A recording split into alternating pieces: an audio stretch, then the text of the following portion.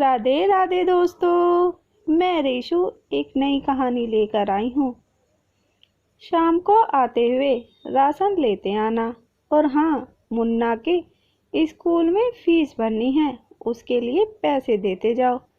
बीवी की इस मांग पर जेबें उल्टी करके दिखाने के सिवा बड़े के पास कोई दूसरा उत्तर नहीं था। माथे पर चिंता के चिकनों के साथ सवेरे तो बड़ा भाई अपने काम पर निकल गया, लेकिन उस शाम उसने पूरे परिवार के सामने इस आर्थिक संकट को दूर करने के लिए एक प्रस्ताव रखा। क्यों न हम इस प्लॉट को बेच दें, जिसे बाबूजी ने लक्ष्मी को शादी में देने के लिए खरीदा था। बेटी को दी हुई चीज वापस नहीं मांगते, पाप लगता है। लक्ष्मी का जन्म होते ही घर खुशियों से भर गया था। तभी तुम्हारे पापा ने ये तय कर लिया था कि ये प्लॉट लक्ष्मी का है, जो उसे उसकी शादी में दे दिया जाएगा। माँ ने अपना विरोध जताते हुए कहा। कौन सी बेटी?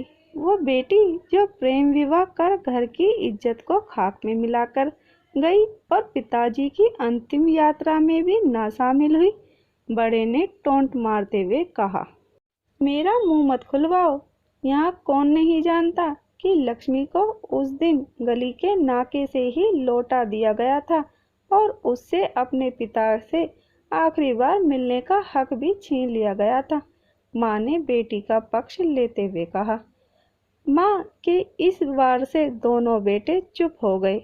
ना बड़ा बेटा कुछ बोल पाया, ना छोटे बेटे के मुंह से कोई शब्द फूटा।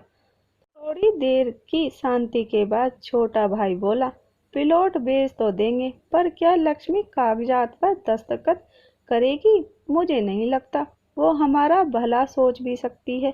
आखिर है तो औरत जात, पुरुषों की परिस्थिति कैसे समझ पाएगी? काफी वाद विवाद और सोच विचार के बाद सब इस बात पर सहमत हुए और पड़ोस के मोहल्ले की लक्ष्मी की दोस्त को बोलकर लक्ष्मी को घर आने का न्योता दे दिया गया। अगले दिन सुबह से गली के नाके पर खेल रहे बड़े भाई के लड़के की बुआ आ गई, बुआ आ गई की आवाज सुन घर वाले चौकन्ने हो गए। दोनों भाई मन में द्वेष और नफरत के साथ उसको कैसे घर में आने के लिए कहे, इस दुविधा में थे।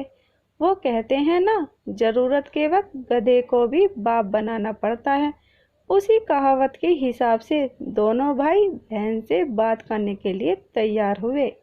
दरवाजे पर जब बेटी और दामाद ने पूरे 7 साल बाद कदम रखा तो माँ की आंखें भर आई और दोनों को बड़े प्यार से घर के अंदर लेकर आई। बेटी और दामाद भी माँ का इतना प्यार देखकर भाव विभोर हो गए। शाम को साथ में बैठे बेटी दोनों बेटे और दामाद के आगे हिचकिचाते हुए माँ ने ही प्लॉट का मुद्दा उठाया। लक्ष्मी को थोड़ा अंदेशा था कि कोई बड़ी बात होगी। लक्ष्मी उसी दिन से ये सोच रही थी कि ऐसी क्या बात हो सकती है कि जो खड़ूस भाई उसे बाप का मुंह भी दिखाने के खिलाफ थे, वो अचानक इतने कैसे पिघल गए। लेकिन अब उसको सारी बात समझ में आ गई। लक्ष्मी ने तिरछी नजर से पति की तरफ देखा तो वो बोल पड़ा। देखिए माँ जी, शादी से पहले जो कुछ आपका था वो आप ही का रहेगा।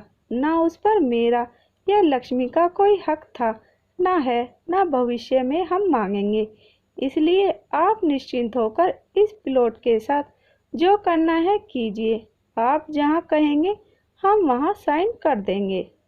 सुबह से अपने जीजा से नजरें चुरा रहे दोनों भाइयों ने जब अपने जीजा को अच्छे से देखा, सुबह प्लॉट के कागजात पर बहन के दस्तखत लेकर काम खत्म किया जाए, यह तय हुआ।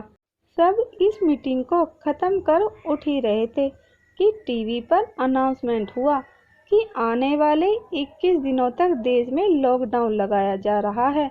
लक्ष्मी के पति ने फोन पर बात करने के बाद कहा, अब हम क्या करेंगे लक्ष्मी?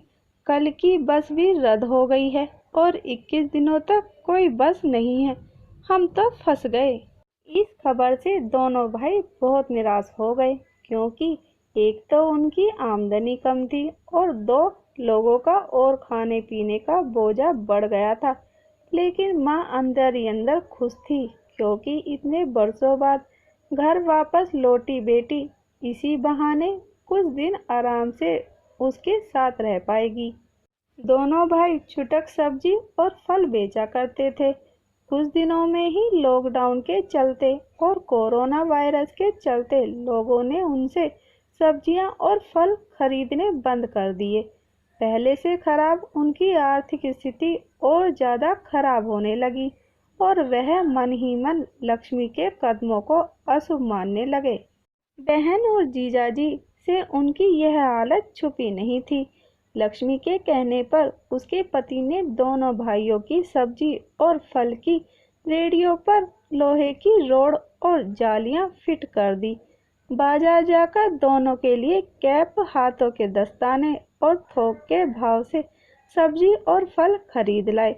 दोनों की रेडियां अच्छे से तैयार कर फल और सब्जियां ढककर दोनों भाइयों को टोपी और दस्ताने देकर जीजाजी ने उनसे कहा, एक बार इस तरह से धंधा करके देखो, शायद आपका मुनाफा बढ़ जाए। थोड़ी आनाकानी करने के बाद दोनों भाइयों ने जीजाजी की समझाए अनुसार धंधा शुरू किया। 2-3 दिनों बाद ही कोरोना से घबराए लोग अब ढकी हुई फल और सब्जियां और दस्ताने और सेफ्टी का ध्यान रखते बेचने वालों से ही फल और सब्जियां खरीदने लगे। इस तरह समझदार दामाद की वजह से धीरे धीरे दोनों भाइयों का धंधा अच्छा चलने लगा और उनके घर का गल्ला, जो पहले खाली हो रहा था, अब धीरे धीरे बढ़ने लगा। माँ जैसे अपने मरे हुए पति से मन ही मन बातचीत करने लगी। देखो जी, आपकी लक्ष्मी सच में लक्ष्मी है। उसके पांव घर में पड़ते ही घर खुशियों से भर रहा है। दोनों भाइयों की आंखों में पहले जो गुस्सा था, उसकी जगह अब शर्म ने ले ली थी। वह मन ही मन सोचते थे, क्या गलत किया था बहन ने, जो हमने उसके साथ इतना बड़ा सुलूक किया। शादी ही तो की थी और शादी करने से पहले हमें बताया भी तो था। हम ही थे जो उसे स्वीकार नहीं कर पाए। दोनों भाइयों के मन में द्वेष और नफरत धीरे धीरे खत्म हो रहा था। 21 दिन बाद जब दीदी और जीजाजी प्लॉट के कागज पर साइन करने जाने लगे, तब दोनों भाइयों ने उन्हें रोक लिया और उनसे माफी मांगते हुए वो पेपर्स उन्हें देते हुए बोले, शादी के वक्त हमने आपको कोई तोहफा तो दूर की बात है, आपको हक भी नहीं दिया, लेकिन अब इस प्लॉट को स्वीकार कर हमें प्रायश्चित करने का एक मौका दीजिए। सभी की आंखों में खुशी के आंसू आ गए और माँ ऊपर देखकर बोली, देखा, आपकी लाडली ने आज फिर हमारे घर खुशियों से भर दिया। तो दोस्तों, आपको हमारी कहानी कैसी लगी हमें कमेंट करके ज़रूर बताइए। कहानी पसंद आई हो तो प्लीज़ लाइक और शेयर करना बिल्कुल भी ना भूलिए और इस तरह की कहानी सुनने के लिए हमारे चैनल को सब्सक्राइब जरूर कीजिएगा। सब्सक्राइब करने के कोई पैसे नहीं लगते। कहानी सुनने के लिए आपका बहुत बहुत धन्यवाद।